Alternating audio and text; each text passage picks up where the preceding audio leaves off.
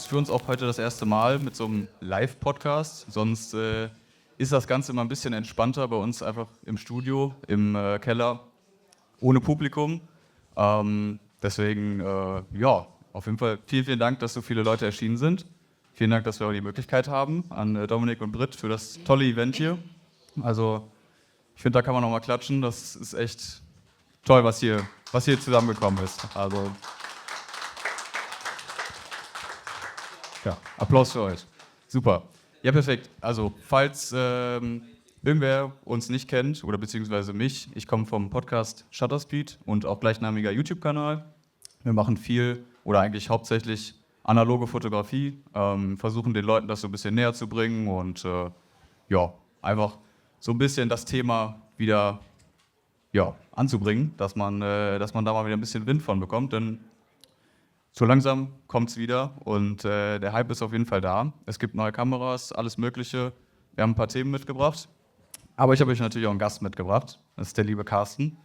Hallo. Ja. Ja, genau. Der Carsten war auch schon zu Gast bei uns auf dem YouTube-Kanal. Er hat ein eigenes Labor mit dem Chris zusammen, vertritt das Ganze jetzt hier heute. Und kannst ja mal ein paar Takte zu sagen, würde ich sagen, oder? Ja, genau. Also wir haben jetzt vor einem Jahr gegründet, produzieren eigene Produkte im Bereich analoge Fotografie. Unter anderem den Filmkiller, den habe ich hier mal mitgebracht, können wir gleich mal rumgehen lassen, zum Schneiden von 35 mm und 120er Film. Ja, da kommt in Zukunft noch ein bisschen mehr. Wir sitzen an neuen Produkten und jetzt vor einem Monat haben wir das Labor aufgemacht, Optik Oldschool in Düsseldorf. Und haben einen ganz normalen analogen Fotoservice halt, ne? Filme reinbringen, entwickeln, scannen, Schwarz-Weiß, C41, Scanner haben wir da und machen da jetzt in den nächsten 1-2 Monaten auch insoweit die Türen auf, als dass wir ein Open Lab an den Start bringen, dass die Leute, die bei uns Lust haben, ihre Filme zu entwickeln, dann auch selber scannen können, den ganzen Entwicklungsprozess mit durchleben können und die dürfen dann bei uns tatsächlich an die eigenen Scanner ran, an die Fujis und an die Noritsus und genau, können da selber nochmal ein bisschen mehr den Bezug zur analogen Fotografie erfahren halt, genau. Ja, absolut. Wir waren auch schon da, kann ich sehr empfehlen, muss ich sagen. Also sehr, sehr cooles Labor in einem schönen Loft in Düsseldorf, mitten in Düsseldorf. Also ja. Wer mal in der Nähe ist, kann auf jeden Fall mal vorbeischauen, würde ich sagen. Und das Besondere, wie der Carsten schon sagt, man kann alles anfassen, sich alles anschauen, was ja bei den meisten Laboren in der Umgebung nicht der Fall ist. Für uns auch vor allem schwierig gewesen. Wir hatten immer ein Labor gesucht, wo wir mal ein Video drehen können und uns das mal anschauen können. Aber alle haben immer gesagt, nee, zeigen wir euch lieber nicht. Deswegen vielen, vielen Dank auch nochmal, dass das geklappt hat. War ja, sehr gerne. Sehr entspannter Tag. Also, falls das hier jemand noch nicht gesehen hat, auf jeden Fall das Video mal anschauen. Dann könnt ihr euch das mal angucken und da gerne auch mal vorbeischauen. Ja, unbedingt. Genau. Und ich meine, das Labor gibt es ja jetzt schon ein bisschen länger. Aber ihr habt ja jetzt vor knapp 2 Wochen? Ja, vom Monat jetzt haben wir. Vor einem Monat also, schon. Oh. Genau, also wir haben jetzt die Immobilie haben wir schon seit Herbst letzten Jahres bezogen und dann stand halt also es ist halt alles bei uns eigenentwickelt. Also ich bin eigentlich Produktdesigner, selbstständig seit mehreren Jahren für diverse Kunden gearbeitet und das ganze Engineering, das ganze Produktdesign, das findet bei uns halt hausintern halt alles statt. Ich habe eine Prototypenwerkstatt mit CNC-Fräsen, Schweißgeräten, 3D-Druckern, alles, was man halt so braucht, um die Produktentwicklung abbilden zu können. Und in der Zeit haben wir uns jetzt erstmal um die Entwicklung der Produkte gekümmert und seit Anfang des Jahres dann intensiv uns darum gekümmert, dass das Labor an den Start kommt. Und das haben wir jetzt seit 4 Wochen öffentlich, dass wir halt dann Aufträge annehmen. Das läuft natürlich im Background schon ein bisschen länger, bis du dann die ganzen Prozesse optimiert hast und sowas. Genau, aber jetzt seit einem Monat haben wir es jetzt auf und haben auch eigentlich schon echt ganz gut zu tun. So. Also, okay. Ja, das ist, besser geht's ja eigentlich nicht, oder? Also, ich will mich nicht beschweren. Ja, das ist doch optimal. Gab es schon irgendwelche Hürden oder irgendwas, was ihr nicht so erwartet hättet, wie es gekommen ist? Ja, das Problem besteht meistens immer darin, dass halt die Maschinen alle ja ein bisschen betagteren Alters sind. Ja. Und die werden einem immer angepriesen als fully refurbished. Und dann denkt man, ja, okay, cool, machen wir das. Und naja, dem ist aber meistens nicht so. Und wir haben jetzt zum Beispiel eine Noritsu-Farbentwicklermaschine, eine V30, 2 Stück. Und der Film, der läuft ja über 1000 Rollen und dann hat irgendeine Rolle einen Abdruck hinterlassen im Testfilm und ja, das sind halt schätzungsweise 40, 50 Rollen. Ja, welche ist es jetzt, ne? So, und damit sitzt du dann zugange und da gibt es immer wieder mal Sachen, ne, wo du denkst, ja, okay, war jetzt nicht mitzurechnen, aber müssen wir jetzt irgendwie mit dealen, so, ne? Aber ja, das gehört halt mit dazu, aber macht es auch irgendwie spannend, wobei man dann auch, wenn man dann nachts irgendwie die dritte Nacht bis 4, 5 Uhr im Labor steht und diesen Fehler sucht, dann hat man irgendwann auch einfach mal die Schnauze voll. Aber naja, Verständlich. deswegen haben wir jetzt uns auch entschieden, die gleiche Maschine nochmal zu kaufen, damit wir mit der neuen Maschine nicht wieder neue Probleme, also damit man mal so ein bisschen Learning hat und beim nächsten Mal schneller auf die Fehler kommt. Genau. Ja, klar, völlig verständlich. Wer fotografiert denn hier überhaupt noch analog? Das wäre ja auch mal eine interessante Frage. Einmal Hand hoch. Oh, das sind gar nicht so viele. Vereinzelt, 2, Okay, vereinzelt. 3. Ja, einige bekannte Gesichter dabei hier, aber spannend. Ich hätte gedacht, es wären deutlich mehr. Dann liegt der Fokus wohl doch auf digitaler Fotografie. Aber wir fokussieren uns leider auf analog, deswegen. Aber Ja. auf jeden Fall kriegen wir hin. Ja, Lab läuft, sagst du? Ja, wie gesagt, also sind wir ganz zufrieden. So, der Noel, unser Mitarbeiter, der hauptsächlich das scannt, das ist ja auch kennengelernt. Der hat viel zu tun. Ne? So, also wir haben alle viel zu tun. Ne? Wir machen jetzt gerade neben dem Lab natürlich dann halt auch Markteintritt USA und Australien gerade und neue Produkte kommen jetzt auch. Und es wird nicht langweilig, ne? Das muss man sagen. Also, Ich habe ja schon ein paar Sachen gesehen, die da in Zukunft Genau, noch ja. kommen. Ne? Also das wird auf jeden Fall spannend. Also für Leute, die da Bock drauf haben, würde ich da auf jeden Fall mal ein Auge drauf halten. Und da kann man auf jeden Fall noch einiges erwarten, denke ich mal. Du hast ja auch immer gesagt, ne, die Latte nicht zu hoch setzen. Sonst ja, erwarten das die ist halt Leute immer zu das viel. Problem, Das haben genau. wir auch schon gelernt. Ne? Also du sagst halt, also das haben wir ganz häufig irgendwie, dass wir gesagt haben, okay, wir launchen das Produkt dann und du wirst halt einfach wirklich hart dran gemessen. Und eine Woche Verzögerung, dann kommen direkt die Mails, wo ist es denn und schickt ja auch nach China und nach Japan und das ist also von daher haben wir schon das erste Learning, wenn es da ist und auf Lager ist, es waren dann leider so Klamotten, dass unser Lieferant in Asien dann irgendwie in der Serie einen Ausrutscher hatte, sag ich mal. Dann musste ein Teil neu produziert werden. Und dann kamen die Houthi-Rebellen dazu in Ägypten und dann mussten alle Schiffe außen rumfahren. Dann kostet der Container das Doppelte. Und das sind so Sachen, wo man irgendwie denkt, ich habe eigentlich keine Lust mehr. Aber am Ende des Tages gehört es halt mit dazu. Wenn du A sagst, musst du auch B sagen. Aber von daher, es bleibt auf jeden Fall spannend, was bei den neuen Produkten schief geht. Das denke ich auch, aber das werden wir bestimmt noch mitbekommen. Vielleicht schauen wir auch noch mal vorbei, wenn es irgendwas. Ja, auf jeden Fall, kommt gerne rein. Also jederzeit. Auch Leute, die vielleicht jetzt hier, wie ich ja gerade erfahren habe, viele digital schießen. Wenn es an der Kamera liegt, die ihr nicht zu Händen habt irgendwie. Also wir haben auch neben dem Lab, wo ihr selber entwickeln und scannen könnt, haben wir auch diverse Leica-Kameras, Hasselblad, X-Pan, Mamias 7, 6 und so weiter und so fort. Und die könnt ihr euch auch ausleihen. Und dann könnt ihr damit einfach mal shooten gehen, weil halt nicht jeder irgendwie eine Leica in der Familie hat vielleicht oder ein Kumpel, der bereitwillig ist, ihm die mal auszuleihen. Und das haben wir auch. Also du hast es ja schon gesehen, 2, 3 Vitrinen voll. Da war jetzt noch nicht lange das drin, was wir eigentlich alles noch so im Privatbestand haben. Aber weil wir, oder mehr gesagt der Chris, mein Geschäftspartner, der hatte nicht so viel Zeit zum Fotografieren. Der sagte mal, jetzt habe ich hier den ganzen Schund liegen und keiner will damit schießen irgendwie oder es wird nicht benutzt.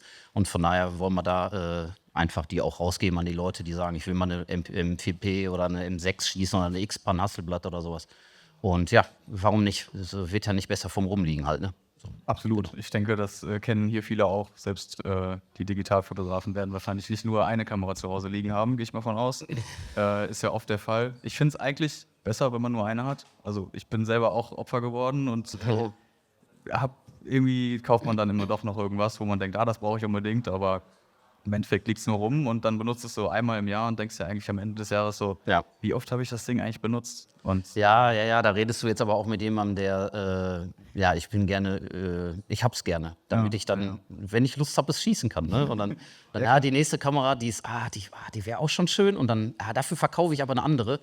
Ja, das passiert aber irgendwie nicht, ich weiß auch nicht. Und auf einmal ist das Regal voll, ne? Ja. Dann denkst du, eigentlich zu schön, um zu verkaufen. Und ja, auf einmal hast du da so einen Fundus. Die Frau sagt, irgendwann tickst du noch richtig, aber jetzt kann ich da zum Glück alles ins Labor abschieben irgendwie und da positionieren. So. einmal umgeparkt. Genau, also Aber ich von sag, daher. besser haben als brauchen, würde Ich sagen. sehe das genauso. Das ist, Es ist ein sehr großes Luxusproblem, Ja. aber ein schönes Luxusproblem. würde ich ja, wenn man mal, ich habe jetzt in meiner Halle, in meiner Prototypenwerkstatt ja so ein bisschen Probleme, dass ich ja gerade nicht rein kann, wegen so einem Asbestvorfall dummerweise. Aber ich muss da jetzt umziehen und wenn das da mal steht, dann könnt ihr mal vorbeikommen, dann könnt ihr mal gucken, wie wir Produktentwicklung machen bei uns. Und das ist auch ein sehr schönes Beispiel, was kann man alles haben, was man eigentlich nicht braucht. Also es sind 300 Quadratmeter voll mit Klamotten. Ja. Und aber einmal im Jahr brauche ich es und dann bin ich froh, dass ich es habe. Also Ja. von daher. Klar, ja, verstehe ich. Naja. Ja, ich meine, ich denke mal, das ist noch so ein Problem, was dann als Produktentwickler dazukommt. Wenn du irgendwas nicht hast oder es das nicht gibt, dann brauchst du es einfach. Ja, ich bin, was das angeht, auch immer ziemlich ungeduldig. Also ich kriege die Krise, wenn ich dann irgendwie ein CNC-Fräs oder Drehteil weggeben muss und dann wartest du irgendwie 2 Wochen und du musst aber gucken, ob das funktioniert. Tue ich mich schwer mit, ne? Dann schmeiße ich lieber schnell die Maschine an, stelle mich irgendwie eine Nacht oder 2 da rein. Macht ja auch einfach Spaß, Hände dreckig mal machen. Und dann mache ich es lieber schneller selber. Also es treibt diesen Entwicklungsprozess im Produktdesign einfach viel schneller nach vorne, als wenn du mal irgendwie 4, 5 Wochen warten musst im schlimmsten Fall, weil du dann wieder eine Sonderalulegierung brauchst oder sowas. Ja. Und dann fräsen wir es halt einfach schnell mit der CNC mal selber.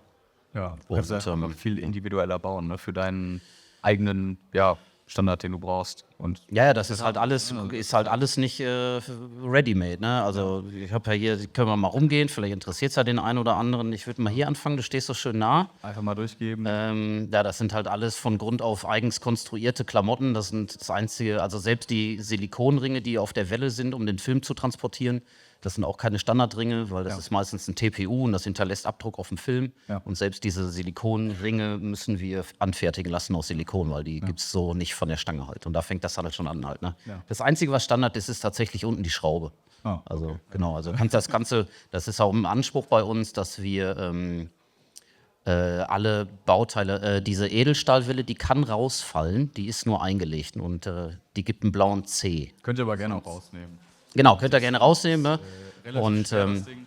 Aber für alle, die vielleicht nicht wissen, wofür das ist überhaupt. Ne? Ja, genau. Also der Filmkiller, wie der Name schon Genau. sagt, killt die Filme. Genau, also es ist halt wenn man seinen Film entwickelt, ein 135er oder ein 120er, der hat ja eine gewisse Länge. Und damit man den halt archivieren kann, schneidet man den, sleeved den ein in diese Pergaminpapiere und da ist das zum Schneiden gedacht. Also man kann natürlich auch das mit der Schere machen. Bei einem 120er Film ist das natürlich wesentlich angenehmer, weil da haben wir einfach ein größeres Frame-Spacing, da kann ich schnell mit der Schere rein. Aber beim 35er geht das natürlich auch, aber wenn man wirklich in einem Labor jetzt irgendwie sagt, ich muss 200 Filme am Tag schneiden, dann ist das der Filmkiller jetzt auch wahrscheinlich nicht das Optimale, um jetzt in einem Laboralltag 200, 300 Filme am Tag zu schneiden. Da hättest du dann eher von Noritz so einen Autocutter mit einem Autosleever drin. Ja. Aber das ist, um zu Hause seine Filme einfach schön sauber schneiden zu können. Man hat immer, weil meistens ist es ja so, wenn du mit der Schere schneidest, du triffst immer das beste Foto im Film, was du dir dann irgendwie in der Ecke abschneidest oder so. Und das ist halt einfach wirklich dann schade. Und genau dafür ist das halt gedacht, um da immer einen ordentlichen, klaren Schnitt mitzukriegen. Kann man selber warten quasi. Also wir haben jetzt die ersten Muster, die haben bei uns jetzt schon so gute 800, 900 Filme geschnitten und die sind immer noch scharf, die Klingen. Also die laufen auch durch einen Härtungsprozess in der Serienfertigung. Aber selbst da könnte man die Gummifüße unten rausnehmen und du kannst das ganze Ding selber zu Hause demontieren, eine neue Klinge einsetzen.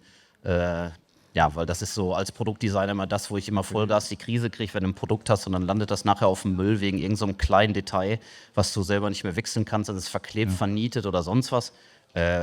Und das ist halt, Nachhaltigkeit ist da halt auch relativ weit weg. So, ne? Und, Macht ja genau. auch Sinn, das jetzt so langsam mal anzugehen, würde ich sagen, oder? Einfach nachhaltige Verpackung habt ihr ja auch. Ja, genau. Es ist alles plastikfreie Verpackung bei uns auch, genau. Also da kommt dann immer der Chinese an und sagt, hier 4-Color-Print und super geil. Und nee, ist alles Blödsinn. Also es braucht es halt nicht. Du kannst doch ein gutes Produkt machen, was nachhaltig ist und was einfach zu fertigen ist, was einfach zu warten ist, in der Handhabung einfach.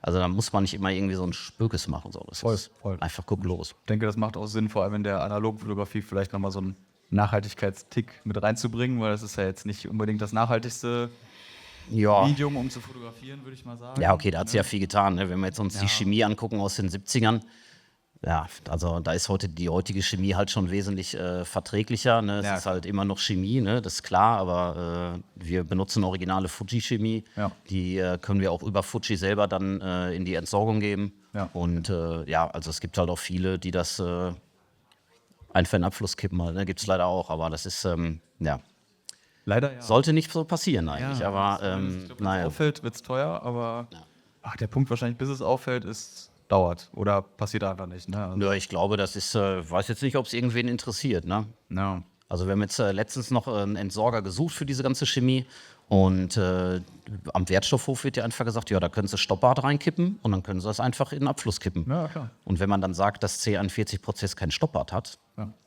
Ja, dann weiß ich auch nicht. Ja. Also, ja. Ja, ich kenne das auch. Ich glaube, ja, wenn ich zu Hause entwickle, auch immer meine Kanister, die füllen sich dann immer so langsam und dann gehst du irgendwann zum Wertstoffhof und dann sagt er dir, ja, kannst du einfach da reinschmeißen, ist egal. Oh, ja, super. Naja, nee, also bei uns ist das jetzt so, wir müssen wirklich mit einer Handelsrechnung nachweisen, dass der originale Fuji-Chemie ist und dann wird das auch entsprechend entsorgt und bei uns sind das halt, ein bisschen was mehr halt, ne? So. Davon gehe ich aus. Ja, ich mache auch schon viel, aber so viel, da komme Ja. ich, glaube ich, nicht ran. Also da kommen schon einige Kanister zusammen wahrscheinlich. Und Ja, auf jeden Fall. Also da laufen die Kartons voll. Und wir sind ja jetzt noch lange nicht, wenn man jetzt Camencita aus Spanien zum Beispiel, ne, die machen in der Hauptsaison 30.000 Filme im Monat. Ja. Ne? Ja, So, völlig. das muss er erstmal leisten können. Also Ja, das klar. ist schon, Ich meine, das ist schon krass. Andere Größen. Aber Das ist schon eine andere Größe. Also Vielleicht da kommt das kommen wir ja vielleicht auch nochmal hin, aber nicht in den nächsten 2 Jahren, glaube ich. Also schauen wir mal, was da noch so kommt. Ja. Aber apropos Fuji-Chemie, ja, es gab ein paar Leaks auf Reddit und Ja. generell im Internet. Fuji hat ja alles eigentlich zurückgefahren, was Filmfotografie, Analogfotografie angeht. Und jetzt gab es Bilder aus der Produktion in, keine Ahnung, boah, frag mich, weiß ich auch nicht, kann ich nichts. irgendwo in Japan wahrscheinlich, gehe ich mal von aus. Und es wurden Filme geleakt, dass es wieder Filme gibt von Fuji Ja. und Filme produziert werden. Ja. Ich meine, ich fand die Bilder, ich weiß nicht, ob man da so glauben kann, was dahinter steckt. Ja, das ist halt jetzt die Frage, ob es dann nachher am Ende des Tages wirklich die originale Fuji-Emulsion sein wird, ne, aus den alten Zeiten so, oder ob die halt weiterhin Kodak Masterrollen kaufen und dann produzieren halt, ne. Ja. Das wäre natürlich wünschenswert, wenn da Fuji jetzt auch wieder irgendwie mal an den Start kommt. Voll. Aber sagten ja selber, also sie waren echt selber überrascht, dass der analoge Markt jetzt nochmal so eine Renaissance erfährt, ne? So durch die Corona-Krise.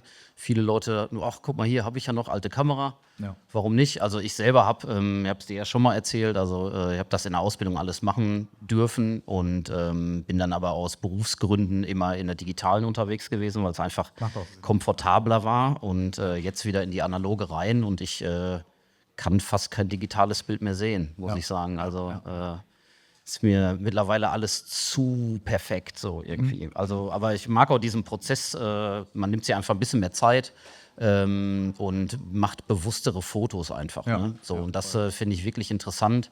Und besonders wenn es darum geht, dass man irgendwie als Fotograf besser werden möchte, dann ist das mal eine ganz gute Schule, durch die man mal gehen kann. Voll, klar. Weil ja, wahrscheinlich von den hier Anwesenden weiß natürlich jeder, was er tut, aber es gibt ja ganz, ganz viele Leute, die einfach klicken und ja, jetzt stelle ich mal was um. Ja, was hast du denn umgestellt? Ja, das hier, ja, okay, das ist die Blende so und das ist die ISO. Ja. Und es ist dann einfach dieses inflationäre Geknipse irgendwie. Das hört dann damit einfach wirklich auf, weil du weißt, ich habe 36 Bilder auf dem Film. Ja. Ein Kodak Portra kostet mich 22 € im Schnitt, ne? So, ist ganz schön, wenn man mal so ein bisschen nachhaltiger rangeht irgendwie. Ne? Also ich finde das super. Der eine sagt, okay, ich will es lieber direkt sehen. Ich meine, unsere Produktfotos und so, das machen wir natürlich auch mit einer Digitalkamera, ist logisch. Ja, es wäre tatsächlich, wir haben mal drüber nachgedacht, ob es nicht konsequenter wäre, auch selbst unsere offiziellen Produktfotos analog zu schießen. Ja. Ja, weiß ich aber eigentlich auch nicht, warum wir das nicht machen, wenn ich ehrlich bin. Vielleicht denke ich da noch mal intensiver drüber nach. Ja, irgendwie so. Format, Genau. ich meine dann- Na, wäre irgendwie nur konsequent, ne? Ja. So. Ja, können wir Na, mal jetzt, wo ich angehen. drüber rede, wird es eigentlich völlig bescheuert. Ja. Ich bin mal Naja, gespannt. ich denke da nochmal drüber nach. Möchtest du produktemäßig schon irgendwas sagen, was noch kommt? Ja, wir haben jetzt einen Filmaufbewahrungs-Rack, sage ich jetzt mal. Das richtet sich an Privatleute, wie aber auch an Labore. Weil kennt man wahrscheinlich diese Kodak-Döschen, ne, wo so irgendwie 8 Filme reinpassen und so.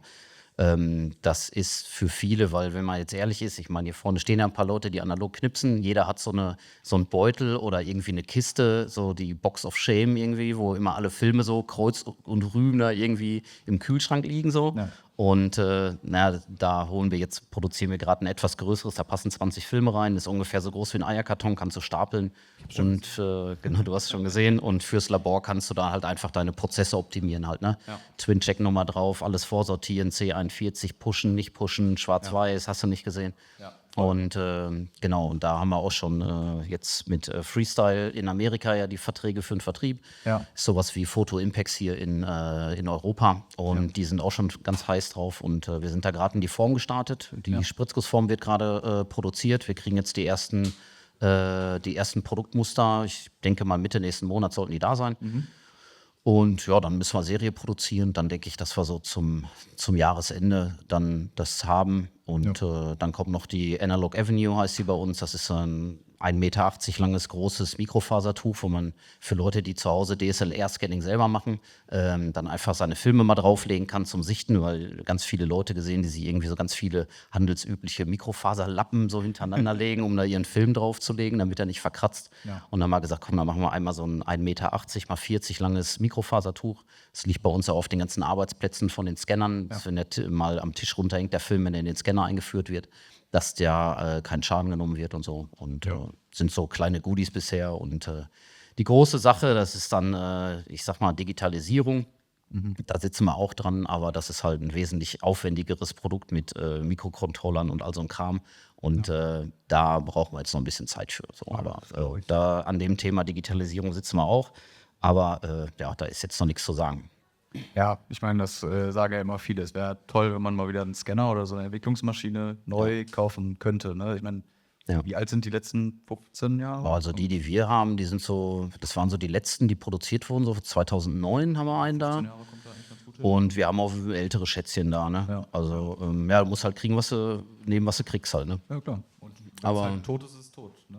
Ja, genau. Jetzt ist ja der große Vorteil ist ja, dass mein Partner, der Chris, der ist ja gelernter Programmierer und der kann da schon den ein oder anderen Zaubermove anwenden. Und da haben wir auch unsere Software in den Scannern so ein bisschen optimiert, damit wir einfach viel feiner scannen können, was so die Farbsprünge und die Kontraste angeht. Die sind von uns so ein bisschen optimiert. Ja. Und da kann man sich schon so ein bisschen selber behelfen. Aber es ist bei den Scannern tatsächlich so, wenn der mitgelieferte Computer stirbt, dann hast du ein Problem, weil die sind irgendwie miteinander gebrandet, keine Ahnung. Also wenn da ein falscher Rechner dran ist, dann startet tatsächlich der Scanner nicht und sagt, er hat einfach keine Lust heute. Ja. Also da muss man dann schon wissen, woran es liegt. Aber, ja, klar. Aber gut, ich meine, das sind Probleme, die hat man zu Hause jetzt nicht unbedingt. Weil so ein Ding, ich glaube, es gibt wenig Leute, die sowas zu Hause hinstellen. Ich habe letztens einen kennengelernt, so ein Ding habe ich auch zu Hause stehen. So, ja, okay, also man kann jetzt nicht abstreiten, dass es Leute gibt, die das zu Hause haben, aber ich sag mal, da kriegst du auch 3 Dacia Sandero von.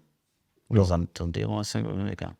Ja, also da kriegst du schon einen schönen Kleinwagen für so einen Preis. Ne? Also einen gebrauchten wäre nicht vom Neuwagen, ne? Aber ja, die kosten halt schon ihr Geld. Ne? Und das ist halt auch genau dieser Grund, warum wir gesagt haben, wir wollen den Leuten diesen Zugang geben, weil die Dinger einfach sündhaft teuer sind. Du wirklich wissen musst, was du da tust, was das Ganze im Hintergrund angeht, die ganzen Masken einsetzen. Du hast ja verschiedene Masken für verschiedene Filme. Ja. Und wir haben auch die ganzen Masken, also alles, was es eigentlich für die Scanner gibt, haben wir auch da, dass du mit Border einscannen kannst und solche Sachen.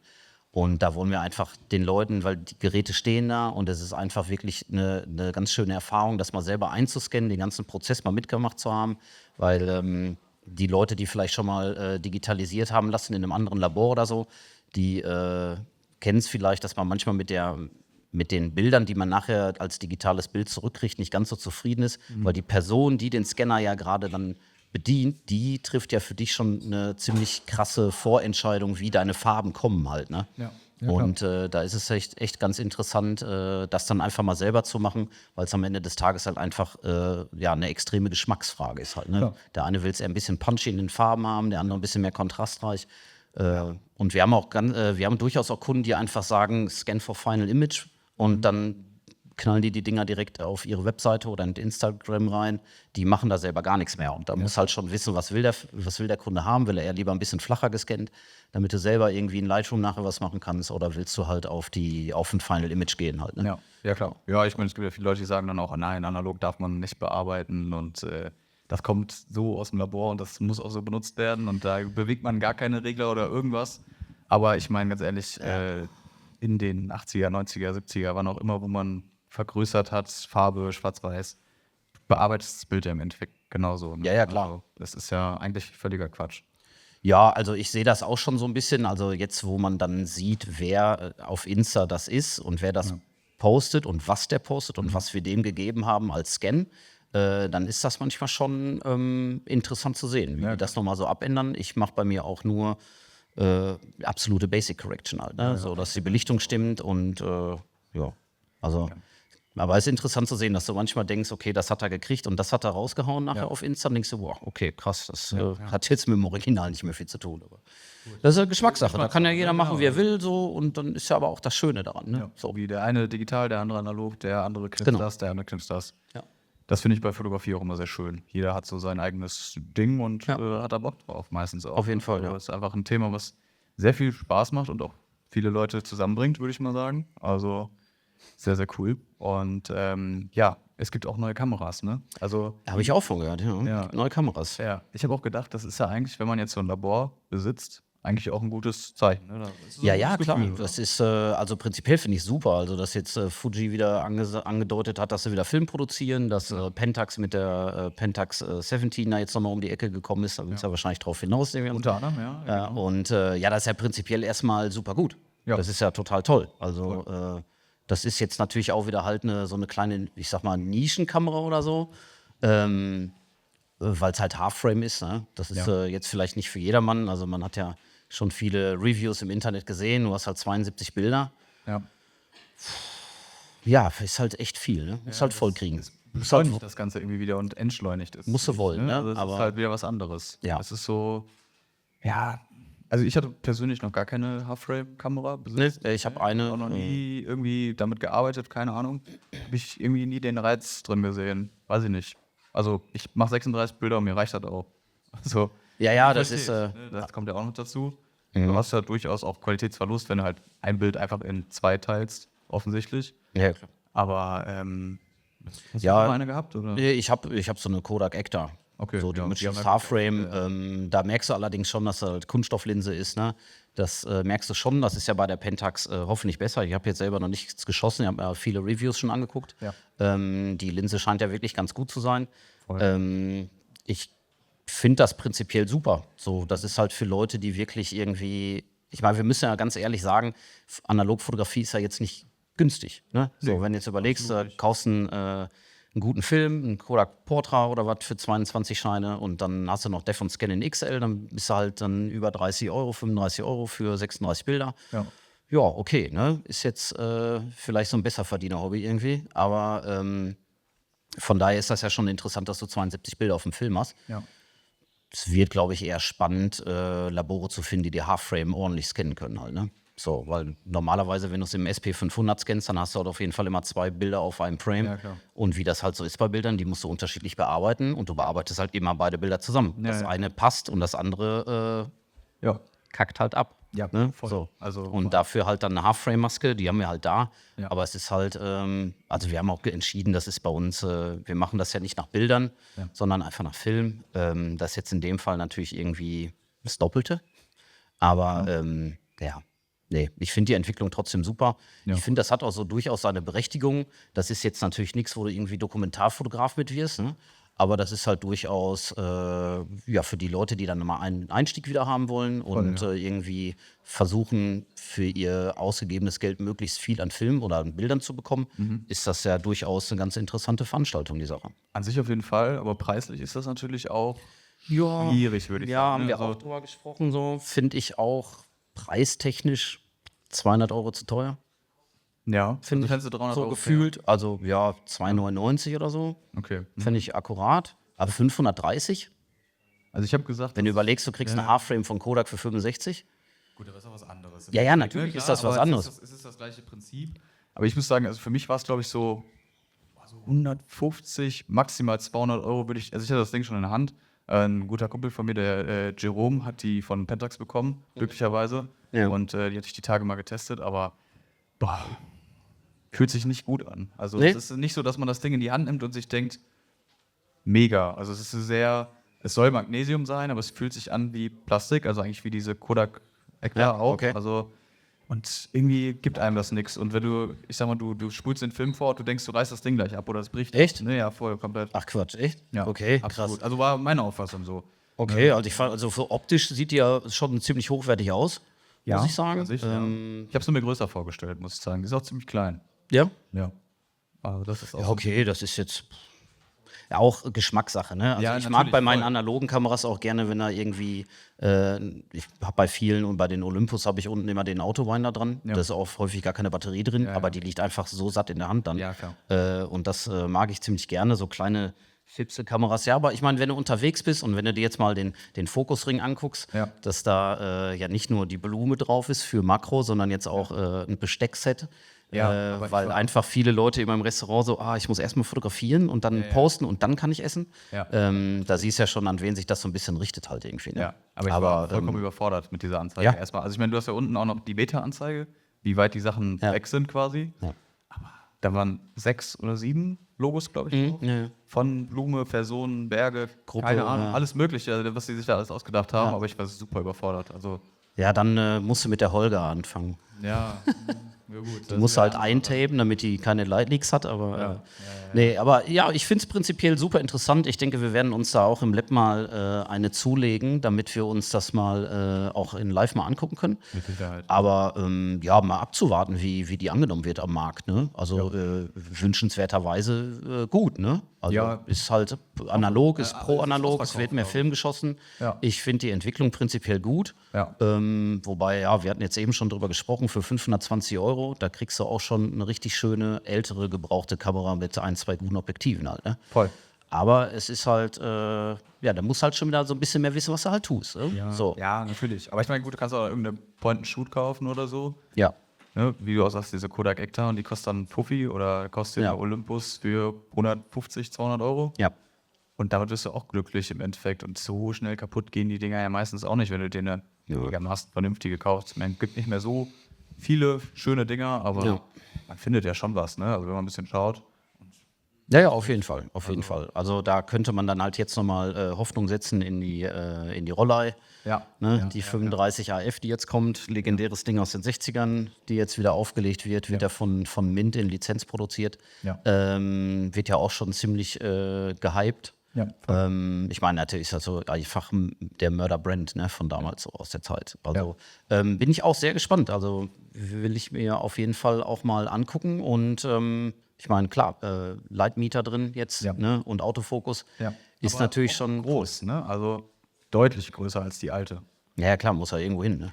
So. Klar, Aber da habe ich mir jetzt so genau auch noch gar keine Infos eingeholt, wie groß die letztendlich ist. Ja, ich habe es auch nur in der Hand in diesem Livestream da gesehen, von diesem Japan Ja. Camera Hunter da. Der hat die ja irgendwie auf einmal einfach so im Livestream war so, ich habe das Ding jetzt. Ja. Und vorher hat niemand irgendwo gesehen, es gab immer nur so Leaks irgendwo, aber der war einfach so, ja, ich habe das Ding jetzt. Der Typ war letztens bei mir und hat mir die mal vorbeigebracht. Und jetzt Cool. kann ich die mal eine Woche testen. Ja, geil. Und er sagte, ist gut, Ja. aber ist halt ganz anders als die alte, ne? Natürlich. Ich meine, klar, einfach Okay. deutlich moderner, aber sah schon gut aus. Ja, wahrscheinlich wird die auch wieder irgendwie, ja, also so als Produktdesigner kann ich dir sagen, dass da, du kommst als Adler und gehst als gerupftes Hühnchen in so ein Meeting. Ne? Du kommst halt mit einem super guten Produkt irgendwie und ja, das ist viel zu teuer, nehmen wir einen anderen Kunststoff und da ändern wir auch noch was und nachher denkst du, ja, sieht so aus, aber es ist halt nicht mehr das, was eigentlich mal war halt. Ne? Gut, Es ja, wird klar. leider sehr, sehr viel kaputt gespart einfach so. Aber Wobei ich es cool finde, dass sie dem Kollegen von Mint Camera oder dem ganzen Firma diese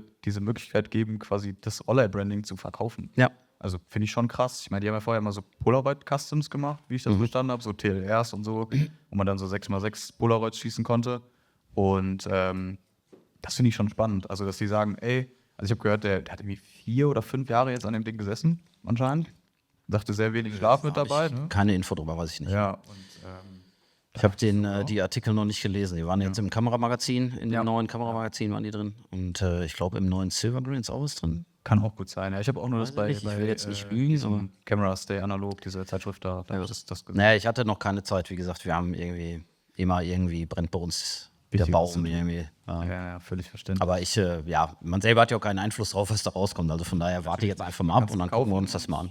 Schauen, ne? was Genau, was das genau. gibt. Aber prinzipiell finde ich das eine schöne Entwicklung, dass da jetzt 2024 nochmal im Bereich analog was kommt. Voll. Prinzipiell finde ich das super. Also Ja. von daher. Ja, ich hoffe auch, dass es so gut angenommen wird, dass sie sagen, ey, wir bauen auch noch mal was für richtige Enthusiasten. Wir bauen Ja, jetzt, natürlich, klar. Es wäre natürlich Pentax geil. 7, Genau, wenn du 3, Pentax nochmal keine rauskäme. Ahnung, irgendwas, Ja. ne? Also sowas in der Richtung oder so. Einfach mal wieder normale SLR, die man neu kaufen kann. Das Ja. wäre doch mal was. Ja, eine Mamiya 8 vielleicht. Fände ich ganz gut. schön, So. ja. Die 6 und 7 sind Premium. Ich war letzte Woche wieder mit der 7er raus und das ist einfach eine Bank, das Ding, ne? Ja. Das ist einfach eine Bank. Also, das ist echt Wahnsinn. Also, Da wollte ich ich habe da, musst du unbedingt mal, komm mal vorbei, kriegst du die mal mit. Also, krass. Also Linse einfach wirklich richtig gut. Ne? Die 80 mm hatte ich drauf, die Standardlinse. Ja, voll. Das ist schon Premium. Und dann 6x7. Ich meine, ich bin immer dabei. Ich schieße viel mit der Bronica ETRSI. Die habe ich zu Hause, 6x45. Da kriege ich ja 16 Bilder drauf. Und wenn du dann immer Mia 7 hast, dann immer so, cool, klick und dann, scheiße, schon wieder voll das Ding. Nur 10 Shots drauf. Also da bist du, also ich bin da dann mehr am Rolle wechseln irgendwie. Aber Gut, so trotzdem die Tiefe, die du da reinkriegst und das ist schon eine ganz andere Wirkung als 35er. Ne? Also das ist schon cool. Und das ist echt eine Bank. Also musst du echt mal schießen. Ja, ich habe eine Rolle habe ich mal geschossen. Hat sehr viel Spaß gemacht. Also es macht süchtig. Das ist so dieses, bisschen dieses Leica-Syndrom, würde ich sagen. Wenn das Ding einmal in der Hand hattest, dann will man es irgendwie haben. Ja, die liegt auch einfach wirklich schön satt in der Hand. Ne? Also die Bronica, das ist ja schon so ein Würfel. Ja. Habe ich jetzt den Speed Grip dran, von daher ist er einfacher, also angenehmer zu handhaben. Klar. Aber es ist dann einfach trotzdem voll der Backstein, das Ding halt, ne? So, und da hast du so eine Mamiya 7, die ist halt schon wirklich echt, die liegt ganz schön in der Hand, ist natürlich trotzdem, ist eine 120er Kamera, ne? Ist trotzdem groß, aber wirklich angenehm, die in der Handhabung irgendwie zu schießen. Ja, voll. Mag ich sehr gerne, wenn sie nicht so teuer wäre. Das ist der Punkt, ne? Und vor allem teuer geworden auch. Also ich hätte so vor einem Jahr geguckt und gedacht, oh ja, das wäre ja mal interessant. Ja, also wenn du Glück hast, ne, 2, 3 oder so. Ja, da fängt das halt an, ne? Und wenn du dann sagst, du willst die Zweier haben, dann legst du nochmal einen Tausender extra drauf. Ja. Ja, da musst du halt auch viel schießen gehen, ne? Aber wert ist das Ding auf jeden Fall, muss man sagen. Also es ist, macht 1A-Fotos, der Belichtungsmesser ist richtig gut. Ja. Also kann ich wirklich nur empfehlen für Leute, die da überlegen, sich eine Mamiya 6er 7 zu kaufen. Voll, absolut. Ja. Mir fällt auch gerade auf, wir haben es mal wieder vergessen. Also bei uns im Podcast gibt es immer eine Standardfrage, die soll eigentlich immer am Anfang kommen. Irgendwie vergessen wir es immer. Warum mal einfach nach? Du kannst das ja nachher schneiden. Machen wir ganz am Ende. Nee, die kommt dann jetzt am Ende. Das bleibt schon so. Das ist alles Okay. sehr rough. Ja. Muss nicht so viel geschnitten werden. Was ist das letzte Foto, was du gemacht hast? Was dir einfällt. Also muss jetzt nicht wirklich das letzte sein. Nee, das ist tatsächlich wirklich gestern bei unseren Nachbarn im Garten und von meiner Tochter beim Spielen auf der Rutsche mit einer Point-and-Shoot von Soligor Ja, mega. auf dem 400D Reflex Lab. Okay, spannend. Ja. Muss ich mal gucken, kommt am Montag raus und dann sehe ich es mal. Genau, das war das letzte Foto. Also jetzt letzte Woche habe ich viel gemacht. Zwangsläufig, weil unsere Maschine hatte, haben wir was dran geändert. Dann schiebst ja keinen Kundenfilm durch, bist ja nicht irre. Also muss halt selber irgendwie 2 Filme verknipsen schnell. Das ist natürlich alles kein Pulitzer. Aber genau, also von daher wieder viel fotografiert letzte Woche. Ja, aber also doch mal wieder dazu gekommen, weil ich meine, wenn man das Hobby zum Beruf macht, ist ja einfach oft so, dass du einfach nicht mehr dazu kommst. Ne? Also dann hängst du eher an der Maschine oder an einem Filmkiller oder was auch immer, anstatt da. Ja, das wären ja noch interessantere Aufgaben, ne? Also hängst halt ganz viel mit so bürokratischem Kram halt rum halt irgendwie, ne? So, dass der Container wieder irgendwie, dass dein Spediteur irgendwie dir keine Lieferdaten schickt und Freestyle in Amerika die ganze Zeit fragt, was ist da los? Und sowas halt, ne? Ja. Weißt du, wie lange ihr von Anfang bis Ende für den Filmkiller gebraucht habt? Bis der im Online-Store oder generell vertrieben wurde?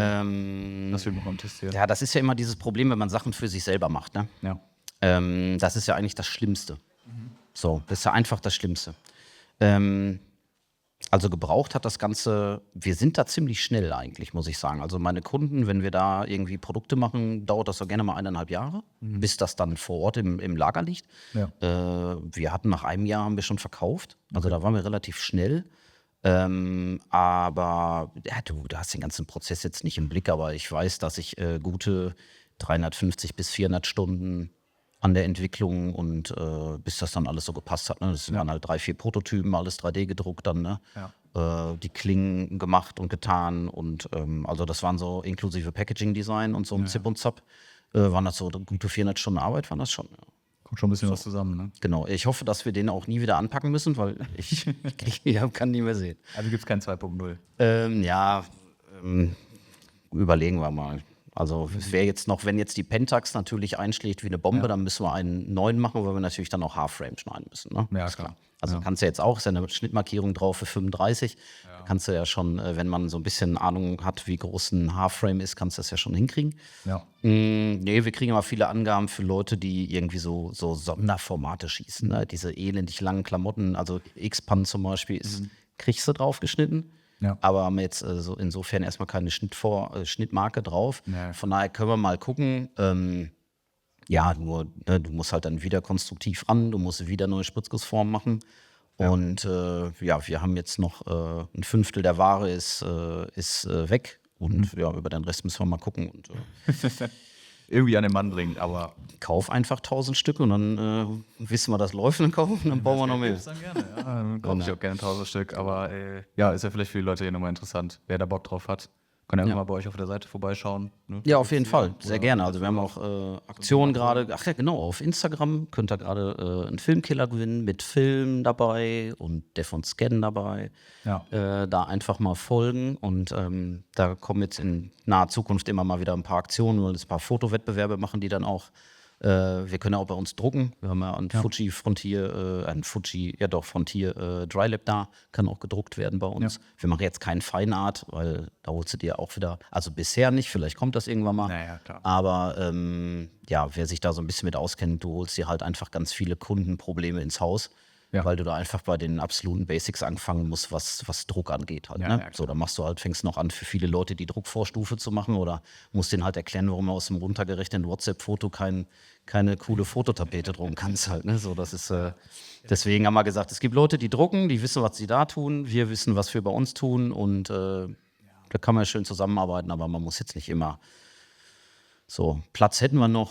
Aber es wird eng. Der Noel sagt, nächstes Jahr müssen wir hier raus, wirst du sehen. Ich bin mal gespannt. Das ist auch eine schöne Umgebung da. Also Ja, total. Also die Loft da ist wirklich ganz cool. Da haben wir richtig hohe Decken. Es ist angenehm da zu sein. Ist jetzt, wo es am Mittwoch so heiß war, ist uns schon aufgefallen, wenn beide Entwicklermaschinen laufen und die Scanner, da wird schon muckelig, ne? Ja, so, da fehlt nicht mehr viel, dann könntest du halt echt einen Aufguss machen.